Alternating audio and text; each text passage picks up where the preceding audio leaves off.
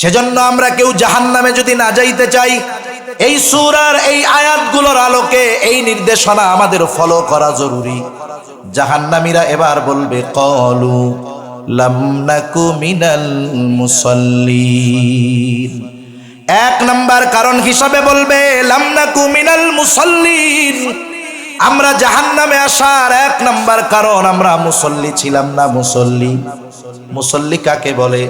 সপ্তাহে একদিন মসজিদে হাজিরা দিলে সে মুসল্লি নয়, বরং মুসল্লি হলো সে যে নামাজ ত্যাগ করে না। কিন্তু আফসোসের ব্যাপার, আমাদের দেশে অধিকাংশ মানুষ প্রকৃত মুসল্লি নয়। আমাদের ঢাকা শহরে দেখছি আর কি, 7-8 তলা মসজিদ, এক এক ফ্লোরে 2-3 হাজার লোক ধরবে। জুমার দিন এই 7-8 ফ্লোর পুরা ভরে যায়, মসজিদের ছাদ ভরা যায়। শুধু তাই না, মসজিদের বাহিরে রাস্তায় যত মানুষ থাকে, মসজিদের ভিতরে যত মানুষ তার চাইতে বাইরেও আরো বেশি মানুষ। ওই মসজিদটাতে ওই দিনের আসরের নামাজে নিচের ফ্লোরের অর্ধেকও ভরে না। তার মানে একটু সমীকরণ টান দেন, জুমার মুসল্লি যা হয় হোক, আমাদের দেশে প্রকৃত মুসলমান নামাজি মুসল্লি 5%ও নাই, হয়তো একটু কম বেশি হইতে পারে। তার মানে আমাদের দেশে আমরাই অধিকাংশ প্রকৃত মুসল্লি নয়। এখন মুসল্লি নয় কেন, মানে নামাজি নয় কেন, বেনামাজি কেন বেশি? আপনি আমি যদি নামাজ না পড়ার কারণগুলো অনুসন্ধান করি, মুসলমান নামাজ কেন পড়ে না, কারণ হিসাবে পাওয়া যাবে যে সে তার দুনিয়ার কর্মকে প্রাধান্য দিয়ে নামাজ পড়ে না। আপনি যদি খুঁজেন ব্যবসায়ী নামাজ পড়ে না, কেন পড়ে না? ব্যবসার কারণে পড়ে না। সিএনজিওয়ালা নামাজ পড়ে না, কেন পড়ে না? তার সিএনজি চালানোর কারণে পড়ে না। যে নৌকা চালায় নামাজ পড়ে না, কেন পড়ে না? নৌকা চালানোর কারণে পড়ে না। চাকরিজীবী নামাজ পড়ে না, কেন পড়ে না? চাকরি করার কারণে পড়ে না। ঠিক কিনা বলেন? একটু বুঝে থাকলে আমাকে একটু জবাব দেন তো। মানুষ যে কাজ করে, কর্ম করে, এগুলো কেন করে? রিজিকের জন্য, তাই তো? চাকরি করে রিজিকের জন্য, ব্যবসা করে রিজিকের জন্য। তাহলে রিজিকের জন্য চাকরি করে, রিজিক উপার্জন করতে গিয়ে সে নামাজ পড়ে না। এখন বুঝে থাকলে জবান খুলে জবাব দিবেন, ওই রিজিকের মালিক কে? আরো জোরে কে? রিজিকের মালিক রাজ্জাক। রিজিক পাওয়ার যেই পদ্ধতি বলল, সেই পদ্ধতি বাদ দিয়ে যদি আমরা রিজিক তালাশ করি, আসল রিজিক পাওয়া যাবে? রিজিকের মালিক কি বলে? রিজিকের মালিক বলে ওয়ামুর আহলাকা বিসসালাতি ওয়াসতাবির আলাইহা লা নাসআলুকা রিজকা। রিজিকের মালিক বলে তুমি তোমার অধীনস্থ যারা আছে নামাজের আদেশ করো, তুমিও তার উপরে অটল থাকো। তার মানে তুমি নামাজি হও, ঘরের মানুষদেরকে নামাজি বানায় দাও। তাইলে কি হবে? আল্লাহ তাআলা বলেন বান্দা লা নাসআলুকা রিজকা, আমি আল্লাহ তোমার কাছে তো রিজিক চাই না, কিন্তু তুমি মুসল্লি, ঘরের মানুষ যদি মুসল্লি হয়ে যায়, নাহনু নারযুকুকা, তুমি মুসল্লি, ঘরের মানুষ মুসল্লি, আমি আল্লাহ তোমাকে এই জন্য রিজিক দিয়ে দিব। তাইলে আমরা তো ইমানদার, আমরা এ কথা বিশ্বাস করি আমার কর্ম, আমার চাকরি, আমার ব্যবসা আমাকে রিজিক দেয় না, রিজিক দেয় কে? আরো জোরে কে? সেই রিজিকের মালিক বলতেছে তুমি মুসল্লি হও, ঘরের মানুষকে মুসল্লি বানাও, আমি আল্লাহ তোমাকে রিজিক দিব। তাহলে যদি মুসল্লি হওয়া যায়, দুনিয়ার লাভ, রিজিক পাওয়া যাবে, সাথে সাথে জাহান্নাম থেকে বাঁচা যাবে। এই জন্য জাহান্নামীরা তাদের জাহান্নামে যাওয়ার এক নাম্বার কারণ বলছে আমরা মুসল্লি ছিলাম না। আর আমরা মুসল্লি হব, কি হব একটু জোরে বলেন, আরো জোরে বলেন, কি হব? শত ব্যস্ততা থাক, নামাজ আমরা বাদ দিব না।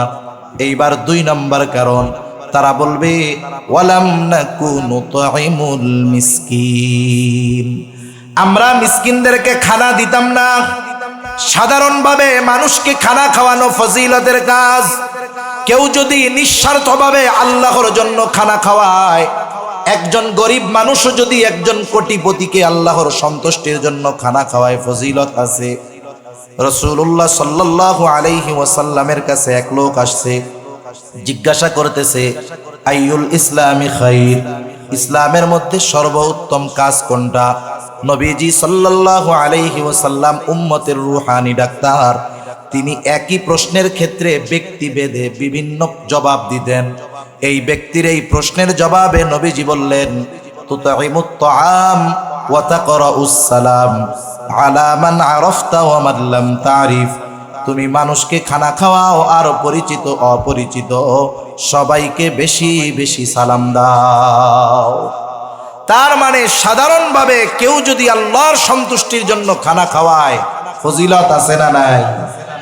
এখন যদি এই খাবারটা একজন মিসকিনকে খাওয়ায়, নিঃস্ব, যার কোনো কিছু নাই, তাহলে ফজিলত বেশি না কম? কত বেশি? এক নাম্বার, মিসকিনদের খানা খাওয়ানো মুমিনের কাজ, মিসকিনদের খানা না দেওয়া কাফেরদের কাজ।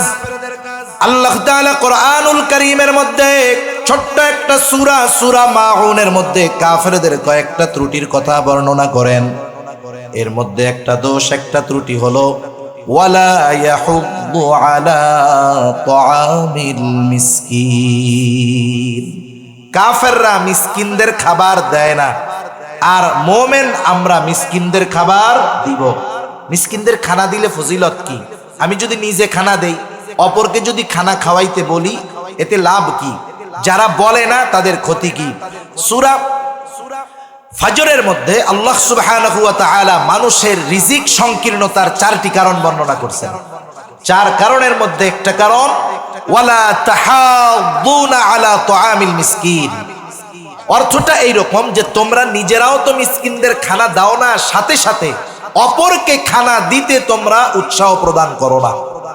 তাহলে যারা মিসকিনদের খানা দেয় না, অপরকে উৎসাহ দেয় না, দুনিয়ায় তারা রিজিক সংকীর্ণতার মুখোমুখি হয়। আর যারা মিসকিনদের খানা দেয়, তাদের রিজিক প্রশস্ত বানায়া দেন কে?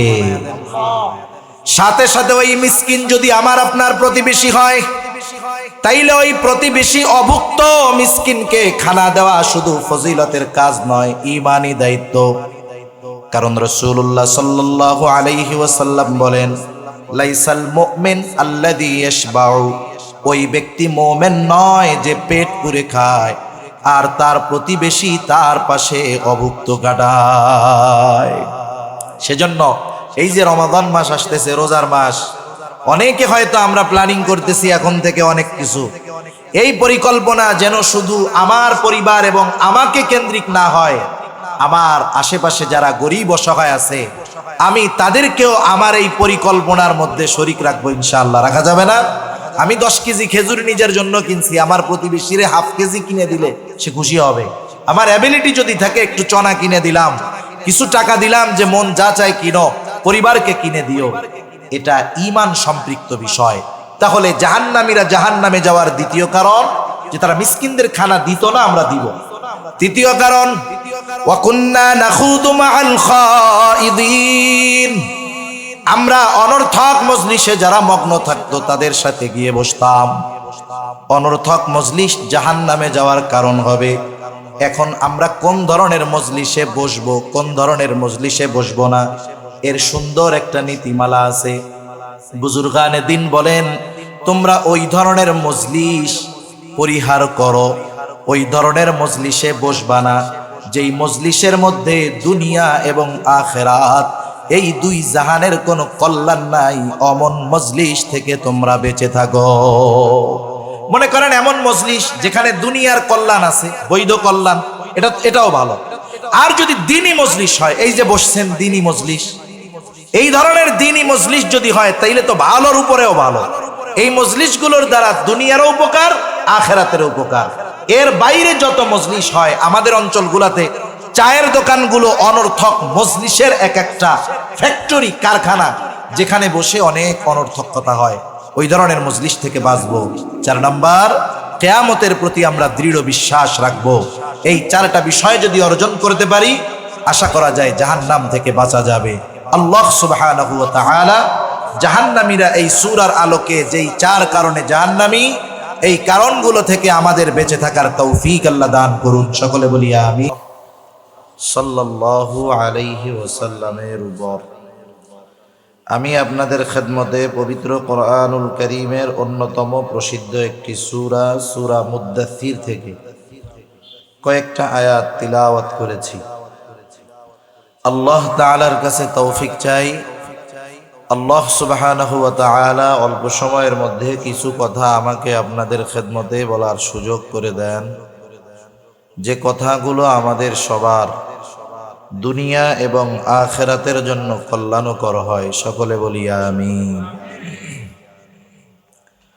সম্মানিত উপস্থিতি, এ দুনিয়াতে মানুষের মধ্যে হাজারো মত, হাজারো পথ আছে। যতই মত পথ থাকুক না কেন, যারা আল্লাহ সুবহানাহু ওয়া তাআলাকে বিশ্বাস করে তারা সকলে, আমরা সকলে এটা চাই যে পরকালে যেন আমাদের নাজাত হয়, আমরা যেন জান্নাত পাই, জাহান্নাম থেকে বাঁচতে পারি। ঠিক কিনা বলেন? জান্নাত যদি পেতে হয়, জাহান্নাম থেকে যদি বাঁচতে হয়, তাহলে আমাদেরকে এ কথাগুলো জানার দরকার যে কোন কাজ করলে জান্নাতে যেতে হবে আর কোন কাজগুলোর কারণে জাহান্নামে যাওয়া লাগবে। আল্লাহ সুবহানাহু ওয়া তাআলা ও রাসূল আকরাম সাল্লাল্লাহু আলাইহি ওয়াসাল্লাম আমাদেরকে এ ব্যাপারে সুন্দর দিক নির্দেশনা নবীজি সাল্লাল্লাহু আলাইহি ওয়াসাল্লাম দিয়ে গিয়েছেন। কারণ উম্মতের প্রতি রাসূল আকরাম সাল্লাল্লাহু আলাইহি ওয়াসাল্লামের যে দরদ, বান্দার প্রতি আল্লাহ সুবহানাহু ওয়া তাআলার যেই মহব্বত, ভালোবাসা, এটা কল্পনাও করা যায় না। যদিও রাসূলুল্লাহ সাল্লাল্লাহু আলাইহি ওয়াসাল্লাম ১৫০০ বছর আগে উনি বলে গেছেন, আমার ভাইদের সাথে দেখা করতে মন চায়। সাহাবায়ে কেরাম জিজ্ঞাসা করলো, ইয়া রাসূলুল্লাহ, আমরা কি আপনার ভাই নই? নবীজি সাল্লাল্লাহু আলাইহি ওয়াসাল্লাম বলেন, তোমরা তো আমার সাথী, সাহাবী, আর যারা আমার অনুপস্থিতিতে আমার উপরে বিশ্বাস করবে, আমাকে মহব্বত করবে, ভালোবাসবে, তারা আমার ভাই। সুবহানাল্লাহ। নবীজি সাল্লাল্লাহু আলাইহি ওয়াসাল্লাম রওজায়ে আতহারের মধ্যে শুয়ে শুয়ে এখনো উম্মতের জন্য পেরেশান। ঠিক কিনা বলেন? আমাদের আকীদা, রাসূল সাল্লাল্লাহু আলাইহি ওয়াসাল্লাম হলেন হায়াতুন নবী। কি নবী বলেন না? হায়াতুন নবী। নবীজি সাল্লাল্লাহু আলাইহি ওয়াসাল্লাম তার উম্মতের সালাম শোনেন। রাসূল সাল্লাল্লাহু আলাইহি ওয়াসাল্লামের কাছে সালামও পৌঁছায়া দেওয়া হয়। শুধু তাই না, কিয়ামতের ময়দানে যখন সবাই চিন্তিত থাকবে, নবীজি সাল্লাল্লাহু আলাইহি ওয়াসাল্লাম নিজের ব্যাপারে চিন্তিত থাকবেন না, বরং তিনি তার উম্মতকে কেমনে জান্নাতে নেওয়া যায় সে ব্যাপারে নবীজি চিন্তিত থাকবেন। সুবহানাল্লাহ।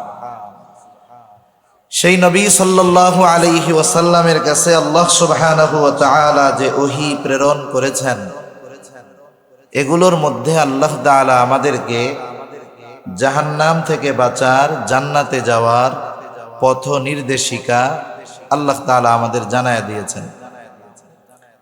তো সম্মানিত উপস্থিতি, এখন এই মুহূর্তে আমরা এখানে যারা আছি, আশেপাশে যারা আছে, গোটা দুনিয়াতে যত মানুষ আছে, এ কথা মোটামুটি নিশ্চিতভাবে বলা যায়, আজ থেকে নিয়ে ১০০ বছর পর এই মুহূর্তে পৃথিবীতে যারা আছে তাদের কেউ থাকবে না। গড় আয়ু, স্বাভাবিক হায়াত এ কথাই বলে। এটাই বোঝা যায় ১০০ বছর পরে দুনিয়ায় কেউ থাকতে পারবে না। এ দুনিয়া থেকে আমাদের সকলকে চলে যেতে হবে সুনিশ্চিত। দুনিয়ার অনেক সত্য আছে, যেই সত্যগুলো সব মানুষ বিশ্বাস করে না। যেমন আসমান জমিনের স্রষ্টা কে বলেন তো? আমার আপনার স্রষ্টা কে? আল্লাহ সুবহানাহু ওয়া তাআলা। আসমান জমিনের স্রষ্টা আল্লাহ, আমার আপনার স্রষ্টা আল্লাহ, এটা যে সত্য এ ব্যাপারে কোনো সন্দেহ নাই। কিন্তু বাস্তবতা, দুনিয়ার বড় একটা অংশ স্রষ্টা হিসাবে আল্লাহ তাআলাকে বিশ্বাস করে না। যারা নাস্তিক, তারা স্রষ্টা বিশ্বাস করে না। তারা বলে এ পৃথিবী এমনিই হয়েছে, তারা বলে আমরা এমনিতেই মানুষ হয়েছি। শুধু তাই না, এমনি এমনি তো কোনো কিছু হয় না। যখন তারা যুক্তি তর্কে রেফারেন্সে পারে না, তখন চার্লস ডারউইনের একটি কুখ্যাত বক্তব্যকে সামনে এনে তারা বলতে চায় এমনি যেহেতু কিছুই হয় না, আমরা মানুষ বানর থেকে পরিবর্তন বিবর্তনের মাধ্যমে মানুষ হয়েছি। নাউজুবিল্লাহ। মন গড়া একটা কথা তারা বলে দিল। তা আমার ওই দিকে যাওয়া উদ্দেশ্য নয়, মূল উদ্দেশ্য হলো এটা বোঝানো যে দুনিয়ার অনেক সত্য মানুষ বিশ্বাস করে না, তবে এমন একটা সত্য আছে যেই সত্যটাকে দুনিয়ার কেউ অবিশ্বাস করে না। সেই সত্যটার নাম হলো মউত, মৃত্যু। একজন মানুষ যদি সত্য অবিশ্বাস করে, এতে সত্যের দাম মূল্য কিছুই কমে যায় না। নাস্তিকেরা আল্লাহ তাআলাকে স্রষ্টা বলে বিশ্বাস না করলে আল্লাহ তাআলার শান মান কমে যাবে? কমবে না। কিন্তু দুনিয়ার সব মানুষ যেই সত্যটাকে বিশ্বাস করে সেটার নাম হলো মাউত, মরণ। কোরআনুল কারীমের মধ্যে ইয়াকিন শব্দ দ্বারা মৃত্যুকে বোঝানো হয়েছে। যেমন আমরা সাধারণত এই অঙ্গ প্রত্যঙ্গগুলো দ্বারা মানুষ তার কাজ সম্পাদন করে। বলেন তো, যেই মানুষটা 70-80 বছর হায়াত পেয়েছে, এই 70-80 বছরের হায়াতের জিন্দেগিতে তার হাত কোনোদিন কথা বলছে নাকি? কান কোনোদিন কথা বলছে? যুবক কত রাত গান শুনতে শুনতে কত রাত কাটায়া দিয়েছে, কান কোনোদিন বলে নাই আর গান শুনিস না, বহুত শুনছস। চোখ দিয়ে কত রাত মোবাইল দেখে দেখে কাটায়া দিয়েছে, কোনোদিন এই চোখ বলে নাই বহুত হইছে আর দেখিস না। জবান দিয়ে কত বকা পচা কথা বলছে, জবান কোনোদিন বলে নাই বহুত গুনাহ করছস আর করিস না, বলিস না। যারা 70-80 বছর সাথে থেকে একটা মুহূর্তের জন্য কথা বলে নাই, যখন তারা দেখবে ওই হাত পা চোখ কান কিয়ামতের দিন তার বিপক্ষে কথা বলতেছে, এই লোকটা অতবাক হয়ে যাবে, হতবাক হয়ে যাবে।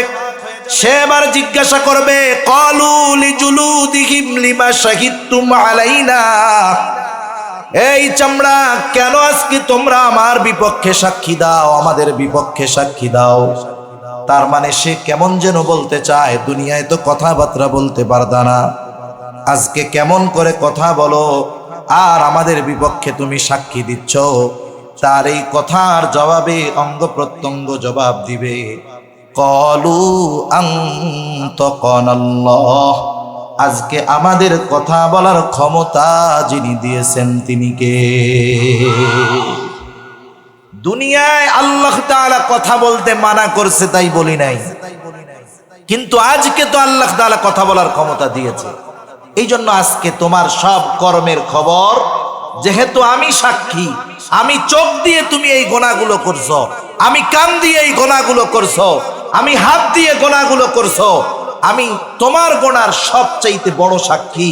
এজন্য আজকে আমি আল্লাহ কথা বলার ক্ষমতা দিয়েছে তোমার ব্যাপারে, আমি আল্লাহর কাছে তোমার কর্মের সাক্ষী দিচ্ছি।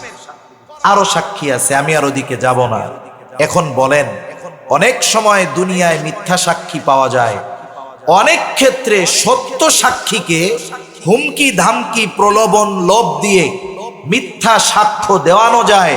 কিন্তু কিয়ামতের ময়দানে আল্লাহ তাআলা যেই সাক্ষীর ব্যবস্থা করছেন, এই সাক্ষীগুলোকে হুমকি ধামকি টাকা পয়সা দিয়ে তাদের সাক্ষ্য পরিবর্তন করা যাবে না। দ্বিতীয় যেই জিনিসটা দরকার, এভিডেন্স, দলিল, কর্মের সংরক্ষণ দরকার। আল্লাহ রাব্বুল আলামিন আমার আপনার কর্মের সবচাইতে বড় সংরক্ষক। শুধু তাই না, সাথে সাথে আল্লাহ তাআলা ওই যে সম্মানিত লেখক দ্বয়, কাজ কি তাদের? আল্লাহ তাআলা বলেন, ইযিয়া তালাক্কাল মুতালাক্কিয়ানি আনিল ইয়ামিনি ওয়া আনিশ শিমালি কঈদ। আমাদের ডান কাঁধে একজন, বাম কাঁধে একজন ফেরেশতা বৈশা আছে। তাদের কাজ হলো, ডান কাঁধে যিনি বসা আমরা যেই ভালো কাজগুলো করি তিনি ভালো কাজগুলো সংরক্ষণ করেন, লিখে রাখেন। বাম কাঁধে যিনি তিনি আমাদের মন্দ কাজগুলো লিখে রাখেন। শুধু তাই না, আরো একজন ফেরেশতা আমাদের সাথে আছে, তার কাজ হলো গোটা হায়াতের জিন্দেগিতে আমি আপনি যত কথা বলি সব কথাগুলো ওই ফেরেশতা রেকর্ড করে রাখে। আল্লাহ রাব্বুল আলামিন বলেন, মা ইয়ালফিযু মিন কাওলিন ইল্লা লাদাইহি রাকীবুন আতীদ। আল্লাহ তাআলা বলেন, সদা তৎপর একজন ফেরেশতা, মা ইয়ালফিযু মিন কাওল, মানুষ জবান দিয়ে যা নিক্ষেপ করে, অর্থাৎ যেই কথাগুলো বলে, সদা তৎপর একজন ফেরেশতা কথাগুলো সংরক্ষণ করে রাখে। এই সময় এসে বিজ্ঞান বলতেছে, বিজ্ঞানীরা বলতেছে, মানুষ যেই কথাগুলো বলে কথাগুলো ধ্বংস হয়ে যায় না। আমি আপনি যেই কথাগুলো বলি কথাগুলো ধ্বংস হয়ে যায় না, বরং যত কথা জীবনে বলেছি সব কথাগুলো বাতাসের মধ্যে ভেসে বেড়ায়। বিজ্ঞান এই কথা বলতেছে যে মানুষের সব কথাগুলো বাতাসের মধ্যে আছে। বলেন তো, কিয়ামতের দিন আল্লাহ তাআলা যদি বাতাসকে বলে, বাতাস, বখতিয়ার পাড়ার আব্দুর রহিম গোটা হায়াতের জিন্দেগিতে যত কথা বলছে সব কথাগুলো আমার সামনে হাজির করো, বলেন তো এই কাজটা আল্লাহ তাআলার জন্য শুধু সহজ নাকি অতি সহজ? অতি অতি সহজ আল্লাহ তাআলার কাছে। এজন্য আমাদের কর্ম সংরক্ষণের ব্যবস্থাও আল্লাহ তাআলা রাখছেন। আমাদের সব কর্মগুলো ফাইল আকারে, কিতাব আকারে প্রস্তুত হয়ে যাচ্ছে। ওই যে ইয়াউমুল হাসর, যেই দিন আমাদের সকলকে একত্রিত করা হবে, সেই দিন প্রত্যেকের কর্মের আমলনামা, ফাইল, এভিডেন্স, দলিল প্রত্যেকের হাতে আল্লাহ তাআলা পৌঁছায় দেন। কেউ বা ওই আমলনামা ডান হাতে পাবে, কেউ বা বাম হাতে পাবে। ডান হাতে যারা পাবে তারা সফল, বাম হাতে যারা আমলনামা পাবে তারা ব্যর্থ। ডান হাতে যারা আমলনামা পাবে তারা কত আনন্দিত হবে। আল্লাহ তাআলা তাদের অভিব্যক্তি কেমন হবে? কোরআনুল কারীমে আল্লাহ তাআলা বলেন, ফাআম্মা মান উতিয়া কিতাবাহু বিয়ামিনি ফায়াকুলু হাউম ইকরাউ কিতাবিয়া ইন্নী যানানতু আন্নী মুলাকিন হিসাবিয়া। ডান হাতে যারা আমলনামা পাবে খুশিতে মানুষদেরকে বলবে, ফায়াকুলু হাউম ইকরাউ কিতাবিয়া, এই তো আমার কিতাব, এই তো আমার আমলনামা, তোমরা পড়ো, আমার আমলনামা পড়ো। সে তো আনন্দিত। তাকে যদি প্রশ্ন করা হতো, কেন তুমি ডান হাতে আমলনামা পাইলা, কেমন যেন এই প্রশ্ন করার আগেই সে জবাব দিয়ে বলবে, ইন্নী যানানতু আন্নী মুলাকিন হিসাবিয়া। আমি ডান হাতে আমলনামা পাবার কারণ হলো আমি এই ব্যাপারে দৃঢ় ধারণা রাখতাম, দৃঢ় বিশ্বাস রাখতাম যে আমাকে আমার কর্মের হিসাবের মুখোমুখি হওয়া লাগবে। দুনিয়াতে যারা আখিরাতে দুনিয়ার কর্মের হিসাবের মুখোমুখি হওয়া লাগবে, এ বিশ্বাস দুনিয়াতে যার যত দৃঢ়, দুনিয়ার মধ্যে তার কর্ম, তার আমল তত সুন্দর। ঠিক কিনা বলো? আরেকজন তো বাম হাতে আমলনামা পাবে, এমন নয় যে মনে চাইলেই ডান হাতে আমলনামা নেওয়া যায়, মন চাইলেই বাম হাতে নেওয়া যায়, তা না। বরং যে বাম হাতে আমলনামা পাবে তার বাম হাতটা বুক চিরে পেছন দিকে নেওয়া হবে, বাম হাতে আমলনামা দেওয়া হবে। সে বলবে, ওয়া আম্মা মান উতিয়া কিতাবাহু বিশিমালি ফায়াকুলু ইয়া লাইতানি লাম উতা কিতাবিয়া। বাম হাতে যে আমলনামা পাবে সে বলবে, ইয়া লাইতানি লাম উতা কিতাবিয়া, হায় দুর্ভোগ, আমি যদি আমার এই কিতাব, আমার এই আমলনামা না পাইতাম কতই না ভালো হতো। ওয়ালাম আদরি মা হিসাবিয়া, আমি যদি আমার হিসাব সম্পর্কে না জানতাম কতই না ভালো হতো। আফসোস করবে। সার কথা হলো, ডান হাতে যে আমলনামা পাবে সে জান্নাতি, বাম হাতে যে আমলনামা পাবে সে জাহান্নামী। আল্লাহ তাআলা কোরআনুল কারীমের মধ্যে এই কথাই বলেন, কুল্লু নাফসিন বিমা কাসাবাত রহিনা ইল্লা আসহাবাল ইয়ামিন। আল্লাহ রাব্বুল আলামিন বলেন প্রত্যেকেই তার কর্মের কারণে আবদ্ধ থাকবে। মুফাসসিরিনে কেরাম বলেন এখানে উদ্দেশ্য হলো যারা বাম হাতে আমলনামা পাবে, মন্দ কাজের কারণেই তো পাবে। তারা বাম হাতে আমলনামা যারা পাবে তারা তাদের মন্দ পাপ কর্মের কারণে জাহান্নামে আবদ্ধ থাকবে। ইল্লা আসহাবাল ইয়ামিন, তবে যারা ডান হাতে আমলনামা পেয়েছে তারা নয়, তারা তো ডান হাতে আমলনামা পেয়ে জান্নাতের বাসিন্দা হবে, জাহান্নামের নয়। এইবার ডান হাতে আমলনামা প্রাপ্ত যারা তারা জান্নাতে যাবে। জান্নাতে যাওয়ার আগে প্রত্যেকটা মানুষ চিন্তায় বিভোর থাকবে। হাসরের ময়দানে নিজের সন্তান, মা বাবা, আত্মীয় স্বজন কাউকে সে চিনবে না, চিনতে চাইবে না, সবার থেকে পালায়া থাকবে। কিন্তু জান্নাতে যাওয়ার পর তো আর কোনো পেরেশান নাই, চিন্তা নাই, টেনশন নাই। জান্নাতে গিয়ে সে সবাইকে খুঁজবে। দুনিয়ায় যাদেরকে সে চিনত সবাইকে খুঁজবে। বলেন তো সবাইকে খুঁজলে সবাইকে কি জান্নাতে পাওয়া যাবে? যাবে না। তাফসীর ইবনে কাসীরের মধ্যে আসছে আল্লাহ তাআলা জান্নাতি আর জাহান্নামীদের মধ্যে দেখা এবং কথার ব্যবস্থা করে দিবে। জান্নাতি জাহান্নামীকে দেখবে, জাহান্নামী জান্নাতীকে দেখবে। জান্নাতি যখন জাহান্নামের দিকে তাকায় দেখবে দুনিয়ায় তার পরিচিত বন্ধু বান্ধব, আত্মীয় স্বজন জাহান্নামের শাস্তি ভোগ করতেছে, সে তখন আল্লাহ তাআলার দরবারে তার কৃতজ্ঞতার মাত্রা বাড়ায় দিবে। সে বলবে, আল্লাহ, দুনিয়ায় তো আমি ওদের সাথেই চলতাম, একসাথেই চলাফেরা করতাম, আজকে যদি আপনি আমার প্রতি দয়া না করতেন তাহলে আমাকেও হয়তো তাদের সাথে জাহান্নামে থাকা লাগতো। সে আল্লাহ তাআলার প্রতি কৃতজ্ঞতার মাত্রা বাড়ায়া দিবে। এইবার জাহান্নামীও জান্নাতের মধ্যে তাকায়া দেখবে যে তার বন্ধু বান্ধব, আত্মীয় স্বজন, প্রিয়জন একসাথে দুনিয়ায় চলতো, তারা জান্নাতের নাজ নেয়ামত ভোগ করতেছে আর সে জাহান্নামের মধ্যে কষ্ট ভোগ করতেছে। এই দৃশ্য দেখবার পর তার আফসোস হবে, আফসোস। কারণ দুনিয়ায় একসাথে চলে, বন্ধু বান্ধব আছে, একই মাটি খেলে, একই সাথে চলাফেরা করে, কিন্তু কিছু বন্ধু একটু ব্যতিক্রম। একসাথে মাঠের মধ্যে খেলাধুলা করতেছে, নামাজের সময় হলো, ওই বন্ধুদের মধ্য থেকে দুই একজন বলে, বন্ধুরা চলো নামাজ পড়ে আসি, এরপরে বাকি খেলা খেলা যাবে। এইবার যখন ওই দুইজন নামাজ পড়তে যাইতে চায়, বন্ধুদের মধ্য থেকে আর কয়েকজন বলে, বুজুর্গ হয়ে গেছে, তুমি যাও, আমরা পরে যামুনে। বলে না এরকম? বলে। মনে করেন বখতিয়ারপাড়া এলাকার যুবকেরা তো আলহামদুলিল্লাহ অনেক ভালো। আজকে তো 14ই ফেব্রুয়ারি, সারা দেশব্যাপী কত গোনা সংগঠিত হচ্ছে আল্লাহ তাআলা ভালো জানে। আসলে কি জানেন, কোন আযাব দেখার পর যখন পাপের মাত্রা বাড়ে বুঝবেন ওই আযাব আরো তীব্র হয়ে ওই পাপীদের উপরে আসার সম্ভাবনা আছে। আফসোসের ব্যাপার, সম্প্রতি সময় আমরা দেখলাম তুরস্কের এক ভূমিকম্পে, কয়েক সেকেন্ডের ভূমিকম্পে তছনছ হয়ে গেছে তুরস্ক।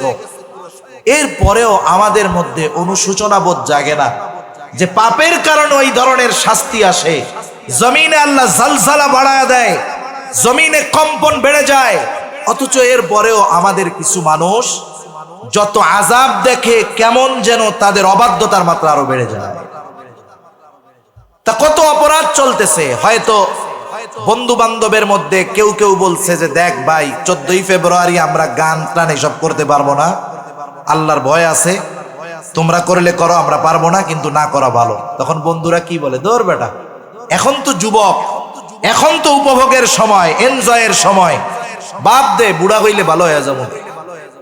হায় হায়, হয়তো আল্লাহ না করুন ওই যে গোনার থেকে ফিরতে বলতো, ফিরতো, নামাজে যাইতো, ওই বন্ধু জান্নাতে যাবে আর ওইগুলা জাহান্নামে।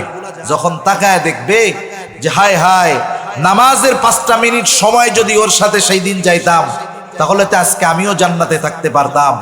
এই যে আফসোস, অল্প কারণে, অল্প সময় তার সাথে না থাকার কারণে জাহান্নামে গেলাম, এই আফসোসের কারণে এমনিতেই তো শাস্তি হবে, আফসোসের কারণে তার মধ্যে কষ্ট অনুভব আরো বেড়ে যাবে। শুধু তাই না, জান্নাতি আর জাহান্নামীদের মধ্যে কথোপকথন হবে। আল্লাহ রাব্বুল আলামিন সেই কথাই বলেন। আল্লাহ তাআলা কোরআনুল কারীমের মধ্যে জানায় দেন, ফি জান্নাতি ইয়াতাসাআলুনা আনিল মুজরিমিনা মা সালাকাকুম ফি সাকার। জান্নাতীরা পরস্পর জাহান্নামীদেরকে জিজ্ঞাসা করবে, কোন কারণে তোমরা জাহান্নামে আসলা, কোন কারণে তোমরা জাহান্নামী। জান্নাতীদের এই প্রশ্নের জবাবে জাহান্নামীরা জাহান্নামে যাওয়ার 4টি কারণ বলবে। কয়টা কারণ? একটু জোরে বলেন না কয়টা? এই 4 কারণ যদি আমাদের কারো মধ্যে থাকে, ওই কারণগুলো রাখবো নাকি বাহির করে দিব? বলেন তো, ডাক্তার যদি বলে আপনি যদি জীবন বাঁচাতে চান, আপনার এমন রোগ হইছে হাতটা কাইটা ফেলতে হবে, কি করবেন?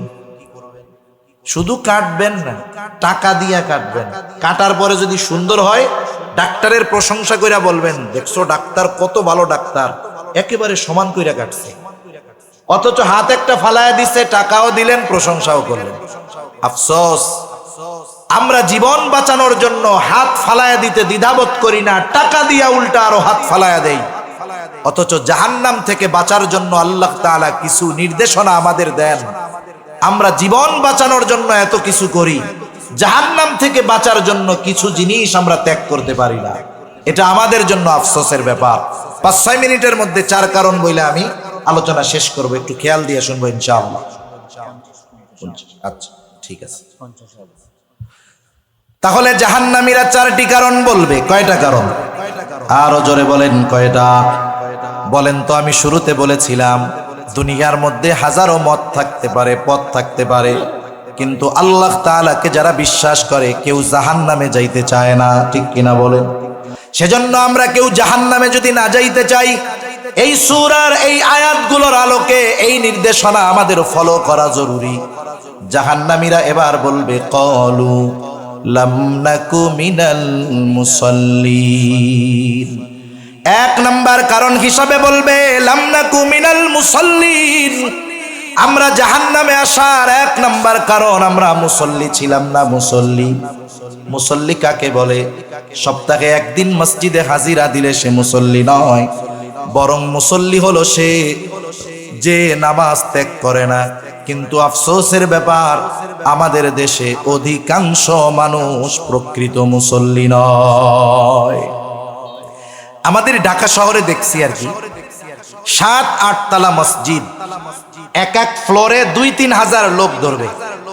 জুমার দিন এই 7-8 ফ্লোর পুরা ভরে যায়, মসজিদের ছাদ ভরা যায়। শুধু তাই না, মসজিদের বাহিরে রাস্তায় যত মানুষ থাকে, মসজিদের ভিতরে যত মানুষ, তার চাইতে বাইরেও আরো বেশি মানুষ। ওই মসজিদটাতে ওই দিনের আসরের নামাজে নিচের ফ্লোরের অর্ধেকও ভরে না। তার মানে একটু সমীকরণ টান দেন, জুমার মুসল্লি যা হয় হোক, আমাদের দেশে প্রকৃত মুসলমান নামাজি মুসল্লি 5%ও নাই, হয়তো একটু কম বেশি হইতে পারে। তার মানে আমাদের দেশে আমরাই অধিকাংশ প্রকৃত মুসল্লি নয়। এখন মুসল্লি নয় কেন, মানে নামাজি নয় কেন, বেনামাজি কেন বেশি? আপনি আমি যদি নামাজ না পড়ার কারণগুলো অনুসন্ধান করি, মুসলমান নামাজ কেন পড়ে না, কারণ হিসাবে পাওয়া যাবে যে সে তার দুনিয়ার কর্মকে প্রাধান্য দিয়ে নামাজ পড়ে না। আপনি যদি খুঁজেন ব্যবসায়ী নামাজ পড়ে না, কেন পড়ে না? ব্যবসার কারণে পড়ে না। সিএনজিওয়ালা নামাজ পড়ে না, কেন পড়ে না? তার সিএনজি চালানোর কারণে পড়ে না।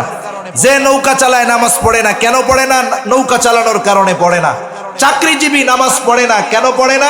চাকরি করার কারণে পড়ে না, ঠিক কিনা বলেন? একটু বুঝে থাকলে আমাকে একটু জবাব দেন তো। মানুষ যে কাজ করে, কর্ম করে, এগুলো কেন করে? রিজিকের জন্য, তাই তো? চাকরি করে রিজিকের জন্য, ব্যবসা করে রিজিকের জন্য। তাহলে রিজিকের জন্য চাকরি করে, রিজিক উপার্জন করতে গিয়ে সে নামাজ পড়ে না। এখন বুঝে থাকলে জবান খুলে জবাব দিবেন, ওই রিজিকের মালিক কে? আরো জোরে, কে? রিজিকের মালিক রাজ্জাক। রিজিক পাওয়ার যেই পদ্ধতি বলল, সেই পদ্ধতি বাদ দিয়ে যদি আমরা রিজিক তালাশ করি, আসল রিজিক পাওয়া যাবে? রিজিকের মালিক কি বলে? রিজিকের মালিক বলে, ওয়ামুর আহলাকা বিসসালাতি ওয়াসতাবির আলাইহা লা নাসআলুকা রিজকা। রিজিকের মালিক বলে, তুমি তোমার অধীনস্থ যারা আছে নামাজের আদেশ করো, তুমিও তার উপরে অটল থাকো। তার মানে তুমি নামাজি হও, ঘরের মানুষদেরকে নামাজি বানায় দাও, তাইলে কি হবে? আল্লাহ তাআলা বলেন, বান্দা লা নাসআলুকা রিজকা, আমি আল্লাহ তোমার কাছে তো রিজিক চাই না, কিন্তু তুমি মুসল্লি, ঘরের মানুষ যদি মুসল্লি হয়ে যায়, নাহনু নারযুকুকা, তুমি মুসল্লি, ঘরের মানুষ মুসল্লি, আমি আল্লাহ তোমাকে এই জন্য রিজিক দিয়ে দিব। তাইলে আমরা তো ইমানদার, আমরা এ কথা বিশ্বাস করি, আমার কর্ম, আমার চাকরি, আমার ব্যবসা আমাকে রিজিক দেয় না, রিজিক দেয় কে? আরো জোরে কে? সেই রিজিকের মালিক বলতেছে, তুমি মুসল্লি হও, ঘরের মানুষকে মুসল্লি বানাও, আমি আল্লাহ তোমাকে রিজিক দিব। তাহলে যদি মুসল্লি হওয়া যায়, দুনিয়ার লাভ, রিজিক পাওয়া যাবে, সাথে সাথে জাহান্নাম থেকে বাঁচা যাবে। এই জন্য জাহান্নামীরা তাদের জাহান্নামে যাওয়ার এক নাম্বার কারণ বলছে, আমরা মুসল্লি ছিলাম না, আর আমরা মুসল্লি হব। কি হব একটু জোরে বলেন, আরো জোরে বলেন, কি হব? শত ব্যস্ততা থাক, নামাজ আমরা বাদ দিব না। এইবার 2 নাম্বার কারণ, তারা বলবে, ওয়ালাম নাকু নুতঈমুল মিসকিন, আমরা মিসকিনদেরকে খানা দিতাম না। সাধারণভাবে মানুষকে খানা খাওয়ানো ফজিলতের কাজ। কেউ যদি নিঃস্বার্থভাবে আল্লাহর জন্য খানা খাওয়ায়, একজন গরিব মানুষও যদি একজন কোটিপতিকে আল্লাহর সন্তুষ্টির জন্য খানা খাওয়ায়, ফজিলত আছে। রাসূলুল্লাহ সাল্লাল্লাহু আলাইহি ওয়াসাল্লামের কাছে এক লোক আসছে, জিজ্ঞাসা করতেছে, আইয়ুল ইসলামি খাইর, ইসলামের মধ্যে সর্বোত্তম কাজ কোনটা? নবীজি সাল্লাল্লাহু আলাইহি ওয়াসাল্লাম উম্মতের রূহানি ডাক্তার, তিনি একই প্রশ্নের ক্ষেত্রে ব্যক্তিভেদে বিভিন্ন জবাব দিতেন। এই ব্যক্তির এই প্রশ্নের জবাবে নবীজি বললেন, তুতাইমুত তাআম ওয়া তাকরাউস সালাম আলা মান আরাফতা ওয়া মান লাম তারিফ, তুমি মানুষকে খানা খাওয়াও, আর পরিচিত অপরিচিত সবাইকে বেশি বেশি সালাম দাও। তার মানে সাধারণভাবে কেউ যদি আল্লাহর সন্তুষ্টির জন্য খানা খাওয়ায়, ফজিলত আছে না নাই? এখন যদি এই খাবারটা একজন মিসকিনকে খাওয়ায়, নিঃস্ব, যার কোনো কিছু নাই, তাহলে ফজিলত বেশি না কম? কত বেশি? 1 নাম্বার, মিসকিনদের খানা খাওয়ানো মুমিনের কাজ, মিসকিনদের খানা না দেওয়া কাফেরদের কাজ। আল্লাহ তাআলা কোরআনুল কারীমের মধ্যে ছোট্ট একটা সূরা মাউনের মধ্যে কাফেরদের কয়েকটা ত্রুটির কথা বর্ণনা করেন। এর মধ্যে একটা দোষ, একটা ত্রুটি হলো, ওয়ালা ইয়াহুদ্দু আলা তাআমিল মিসকিন, কাফেররা মিসকিনদের খাবার দেয় না, আর মোমেন আমরা মিসকিনদের খাবার দিব। মিসকিনদের খানা দিলে ফজিলত কি? আমি যদি নিজে খানা দেই, অপরকে যদি খানা খাওয়াইতে বলি, এতে লাভ কি? যারা বলে না তাদের ক্ষতি কি? সূরা ফাজরের মধ্যে আল্লাহ সুবহানাহু ওয়া তাআলা মানুষের রিজিক সংকীর্ণতার 4টি কারণ বর্ণনা করছেন। 4 কারণের মধ্যে একটা কারণ, ওয়ালা তাহাদ্দুনা আলা তাআমিল মিসকিন। অর্থটা এইরকম যে তোমরা নিজেরাও তো মিসকিনদের খানা দাও না, সাথে সাথে অপরকে খানা দিতে তোমরা উৎসাহ প্রদান করো না। তাহলে যারা মিসকিনদের খানা দেয় না, অপরকে উৎসাহ দেয় না, দুনিয়ায় তারা রিজিক সংকীর্ণতার মুখোমুখি হয়। আর যারা মিসকিনদের খানা দেয়, তাদের রিজিক প্রশস্ত বানায় দেন কে? সাথে সাথে ওই মিসকিন যদি আমার আপনার প্রতিবেশী হয়, তাইলে ওই প্রতিবেশী অভুক্ত মিসকিনকে খানা দেওয়া শুধু ফজিলতের কাজ নয়, ঈমানি দায়িত্ব। কারণ রাসূলুল্লাহ সাল্লাল্লাহু আলাইহি ওয়াসাল্লাম বলেন, লাইসাল মুমিন আল্লাযী ইয়াশবাউ, ওই ব্যক্তি মুমিন নয় যে পেট পুরে খায় আর তার প্রতিবেশী তার পাশে অভুক্ত কাটায়। সেজন্য এই যে রমাদান মাস আসতেছে, রোজার মাস, অনেকে হয়তো আমরা প্ল্যানিং করতেছি এখন থেকে অনেক কিছু।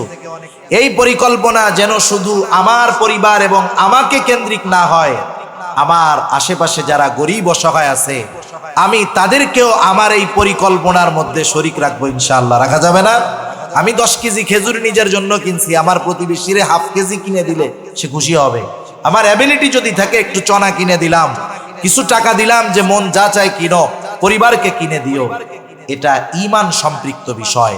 তাহলে জাহান্নামীরা জাহান্নামে যাওয়ার দ্বিতীয় কারণ যে তারা মিসকিনদের খানা দিত না, আমরা দিব।